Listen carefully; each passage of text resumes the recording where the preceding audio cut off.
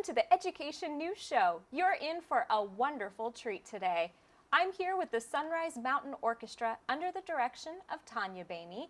Let's listen to the sounds from Sunrise Mountain.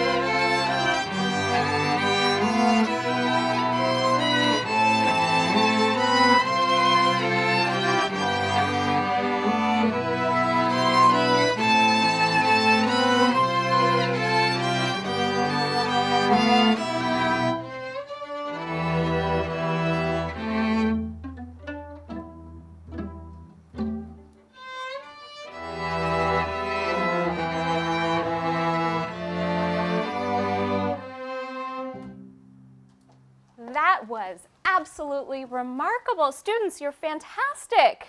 Very, very good job. Thank you so much for being here with me today. Now, that was just a sampling of what you might see if you come out and join us for this year's Peoria Arts and Cultural Festival. Here to tell us just a little bit more about it is our Director of Arts Education, Mr. Rob Panzer. Mr. Panzer, thank you so much for being here with me today. Absolutely. Excited to be here and really excited to talk to you a little bit about the festival and what we're going to be doing on April 5th. We've got a full slate of things scheduled for that day, all the way from 8 a.m. till 5 in the afternoon. We have bands and choirs performing all day, dance performing, as well as a variety of different workshops in the community center. Now, you told us a little bit about the arts aspect and what people can see there. What else can people expect to see as a part of the Peoria Arts and Cultural Festival? Are there actual activities for them to participate in? Absolutely. We're going to have a variety of different activities out at the community center. Everything from arts activities to workshops from a performing arts perspective and music. We're going to have a whole day full of events down at the community center. Now, what about food? There's food trucks. There's going to be a whole avenue of food trucks out there. We'll have a community stage that we're working with the city of Peoria in conjunction with them. So we will definitely have activities that are going from the top of the venue to the bottom of the venue all day long. Wonderful. Well, it sounds like an absolutely fantastic event. The second year now that the Peoria Unified School District and Peoria Education Foundation have partnered with the city of Peoria for this fantastic event. People will get to come out, see wonderful kids just like the ones here from Sunrise Mountain that we were just able to see today, and of course a lot more. We're really looking forward to it. We're looking forward to it each year as well. We're building each year, and we're growing the partnership with the city and certainly growing the programming across the district with arts education. Well, thank you so much for all you do for arts education in the Peoria Unified School District, Mr. Panzer, and thank you for joining me today. Absolutely. Thank you. Make sure you come out and join us for the Peoria Arts and Cultural Festival. Again, it is coming up on Saturday, April 5th from 8 to 5 p.m. at Osuna Park in Old Town Peoria. We'll see you there. To make sure you stay informed of district news and information, we've created 2 brand new tools to launch the new year. Check out our district app, which provides you with easy access to all of the important features from our district website. You can now access calendars, call the attendance line, make payments to your child's lunch account, and connect to us on social media, all within one little app. There's much to discover, and we hope you'll find the app to be user-friendly. It's available for Apple in the App Store or Google Play for Android. I'm here with Justin Kelton, Senior Vice President of Operations for McCarthy Building Companies, a wonderful organization, of course, very generous to the Peoria Education Foundation. Justin, thank you so much for being here with me today. Thank you for having me. Now, tell me a little bit about what McCarthy Building Companies does. McCarthy Building Companies is a general contractor, a very diverse general contractor. We do work from wastewater treatment plants to K-12 to higher education, and we're actually coming up on our 150th anniversary, and we're the oldest privately held construction company in the United States. What's unique about the K-12 part of McCarthy is that that's all we do. So we're very focused on K-12. The people that work in K-12 and in the Education Services Division are committed to schools and building schools. And what's particularly important about that as it relates to the Peoria Unified School District is that you have a very special project that you're working on right now for the Peoria Unified School District. We've talked about it just a little bit on our show before, but why don't you tell us a little bit about that project? Sunset Heights and the Camino al Lago is a great school. It's hard to even get your head around what Peoria has done, the taxpayers, the governing board, and it's something you look in awe of that this building is beautiful. It's going to be a cornerstone for education. It's going to be where it really sets the standards for surrounding districts. It's about 96,000 square feet, a couple buildings. It's got a gym, it's got music, it's got flexible space. It's just a tribute to the community around it. It sounds like it really is unlike any other educational building that many may have seen really in the West Valley. Would you agree? You know, I agree. It's a new way of thinking, and we really are proud to be part of it and just doing our small part. And when is the school expected to open? This coming fall. It's a very fast project, and the team is really enjoying it, and I think the community is as well. Well, aside from all the wonderful work you're doing to move that project along and make sure it's ready for all those students who will eagerly be in that building this fall, you have also been incredibly generous in supporting the Peoria Education Foundation. In fact, you are the title sponsor for the upcoming Visionary Dinner. What does it mean to McCarthy to be giving back to the community in addition to the work you're doing? Well, at McCarthy, we're also an employee-owned organization, so that means that we are community-based builders, and the people that work with us, our partners, live in those communities. And we tout the fact that we are a community-based builder, and when you do that, you need to give back. And it's something that makes us feel like part of the community, not just building the building, but we're giving back. And this school that we're building is going to directly support what we do, the workforce in Arizona, and we have a tremendous obligation with all the cuts to education to help out. And that's what Arizona is all about, and we're very proud to be part of it. Well, we're very proud to have you as a partner of the Peoria Education Foundation, and I know those dollars that you were able to give to support the upcoming Visionary Dinner are going to go a long way to support teachers in the Peoria Unified School District as well as students. So we thank you for that very much, and we're so thrilled to have you as a partner. So thank you. And we thank you too, and we're honored and humbled to be your partner. Thank you. Thank you.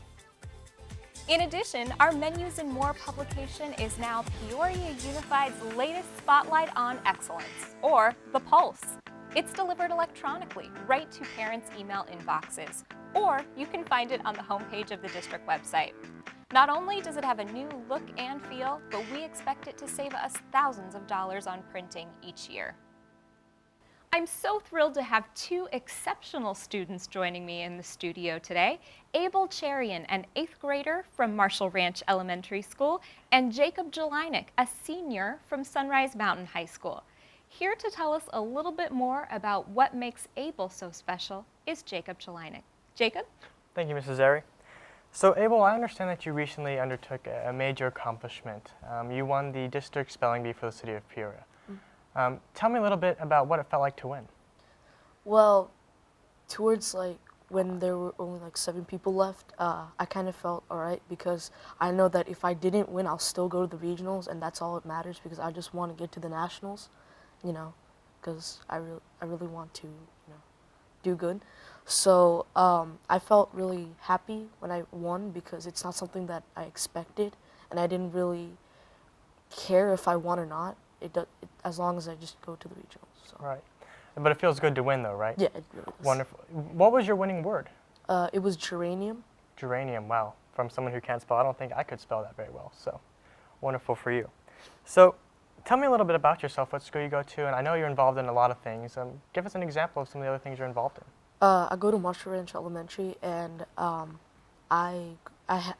involved in FBLA and NJHS. Yeah, so I'm the treasurer and secretary for the NJHS club, and I believe we're going to do like a rotation for the treasurer, I think historian person for FBLA as well. So How do you practice for a spelling bee? well, every day I sit down and I have this website. I just browse through the internet and find certain websites that contain a lot of spelling bee words or just words itself, and then I just go over them and like say them out loud and try to spell them out. And then me and my sister sit together and she like quizzes me over the words.